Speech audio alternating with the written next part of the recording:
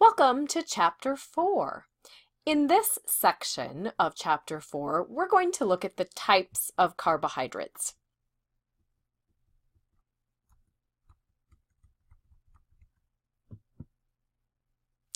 So you can see that if we look at our carbohydrate concept map, or I kind of like to think of it as the family tree of carbohydrates, we have a wide variety of different types of carbohydrates, and we'll talk more about each one of these in more detail in just a second. But you can see that we start with something very simple. We start with simple monosaccharides, and then we build from there to create things that are more complex. So mono, of course, meaning one, di meaning two, poly meaning many. So basically, we're looking at lots of different sugar molecules that are chemically bonded together to create different carbohydrate substances. So let's start with those monosaccharides.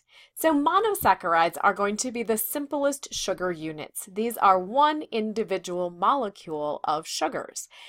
And we can look at those and see that we have three different types. We have glucose, which is we can think of that as our blood sugar because that is what we need and what our body uses for all of its energy and metabolic processes.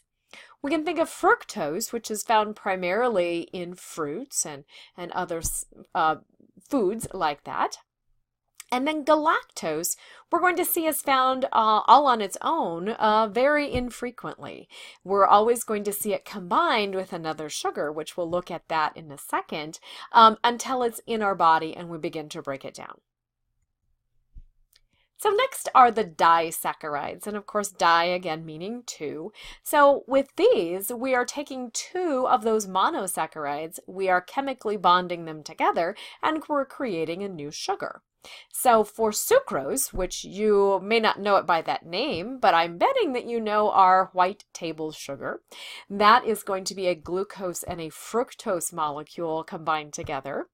Here's that galactose that I said we didn't find by itself except in our body after we digested it. But look, when we combine that galactose with a glucose, we get lactose, which is going to be our milk sugar. And then finally, our two glucoses combine together to create maltose or malt sugar.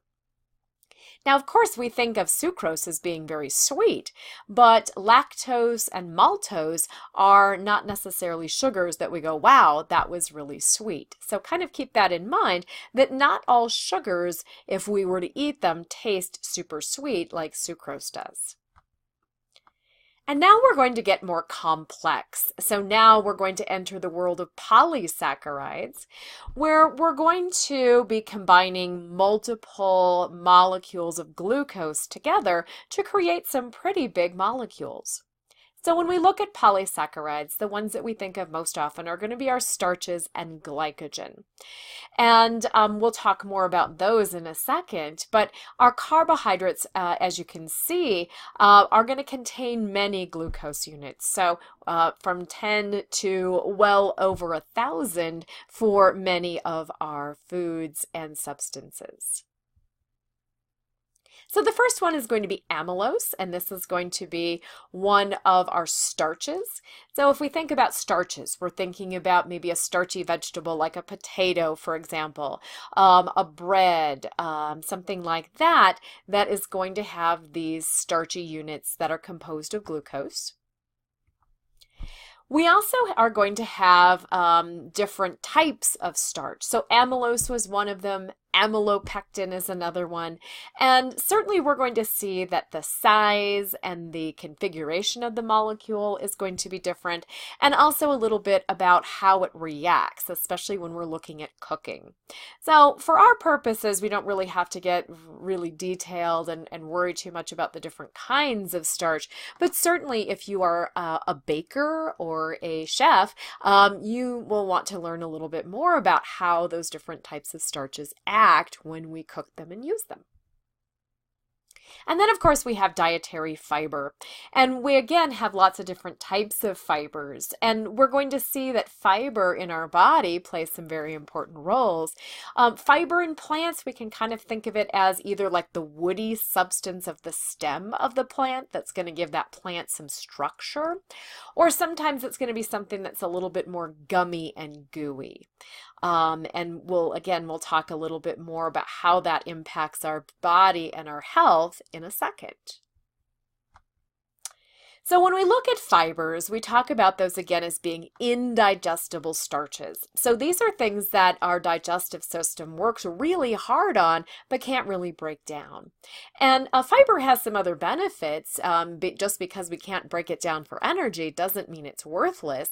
We're going to see that in terms of our digestive processes, that fiber is pretty important.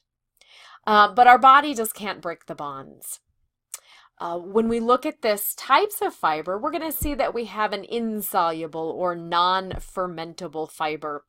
And remember that we have little bacteria in our large intestine, in our colon. And those little bacteria are called probiotics. And one of the things that they really like is fiber. But not all fibers are things that they can actually digest and break down. So our insoluble fiber is something that's not going to be broken down, and so it's just going to pass through as an indigested waste product. We also have soluble or viscous fibers, and these are things that are going to be kind of gummy and gooey. If you've ever made jelly, you know pectin. Pectin is actually what gives jelly its gel. And we're going to find lots of soluble fiber in many of our fruits and vegetables and psyllium seeds and other substances that we will consume. So soluble fiber is going to digest a little bit. Our little probiotics are going to get to work on those and break down our soluble fibers. The last type of carbohydrate is going to be glycogen. And glycogen is another polysaccharide, and it has a lot of branches to it. So instead of being just a long chain, it's highly branched. And it's important to know that because that is going to actually impact our ability to store glycogen. Because that's what it is. It's the stored form of carbohydrates for humans and other animals. We're going to store excess carbohydrates in the form of glycogen in two places. We store it in our liver, and our liver has about 6 to 8 hours worth of stored glycogen in the average person who's eating plenty of carbohydrates on a regular basis. And that glycogen that's stored in our liver can be used all over your body for energy. And then we also have it stored in our skeletal muscles. And glycogen that's stored in your skeletal muscles can be used only for muscular work. So when we look at glycogen, it actually has a structure that is similar to one of our starches, amylopectin, which is also very branched. The branched part is kind of good because it provides more enzyme action, which means we can utilize that energy a little bit more effectively. And again, as I mentioned, it's stored in our liver and our muscles. So whenever we don't have food or we've gone without carbohydrates for a long period of time and we need that readily available glucose, we're going to be able to take that glycogen and convert it back to glucose to use for energy.